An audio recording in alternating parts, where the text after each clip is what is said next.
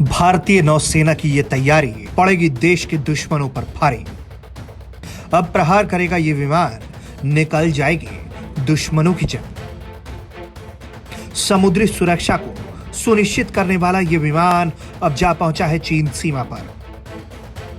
चीन के हौसले को तोड़ने, परास्त करने, उसकी उस विस्तारवादी सोच को जो सीमा पर आज विवादों का कारण है। भारतीय नौसेना ने अपने पोसाइडन 8I पनडुब्बी रोधी युद्धक विमान को वास्तविक नियंत्रण रेखा पर निगरानी के लिए पूर्वी लद्दाख में तैनात किया है। साथ ही चीनी सीमा से लगे उत्तरी सेक्टर में भी MiG-29 के विमानों को तैनात कर दिया गया है, जो सीमा की सुरक्षा को सुनिश्चित करेंगे। नौसेना के इन विमानों की सीमा पर तैनाती से यह अनुमान लगाया जा रहा है कि ये लड़ाकू विमान शत्रु के इलाके के अंदर तक जाकर हमला करने की वायुसेना की कोशिशों और हवाई वर्चस्व क्षमताओं में सहायक होंगे। अभी नौसेना के करीब 40 MiG-29 के विमानों का एक बेड़ा है और उनमें से कम 18 विमान वाहक पोत INS विक्रमादित्य पर तैनात हैं।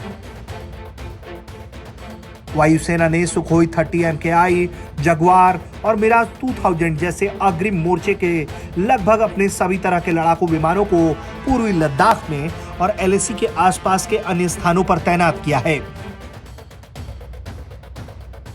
भारतीय थल सेना और वायुसेना के साथ नौसेना ने अच्छा तालमेल साधते हुए अपनी गश्ती स्टीमरों की भी पैंगोंग झील में तैनाती की है, जो घातक हथियारों से लैस हैं।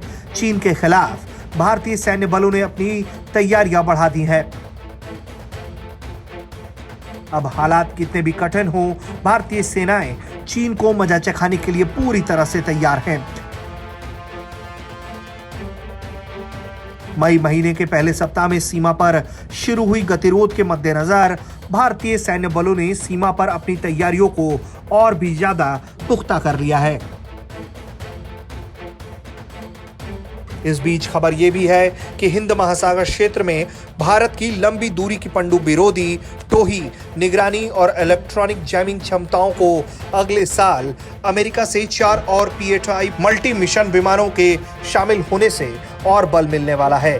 भारत के पास 6 और बोइंग खरीदने के विकल्प हैं। जाहिर है, इन विमानों के भारतीय नौसेना का हिस्सा बनने के बाद समंदर में भारत और भी ताकतवर होगा, साथ ही समुद्री सीमाओं की निगरानी और भी बेहतर हो सकेगी। ब्यूरो रिपोर्ट, भारत तक।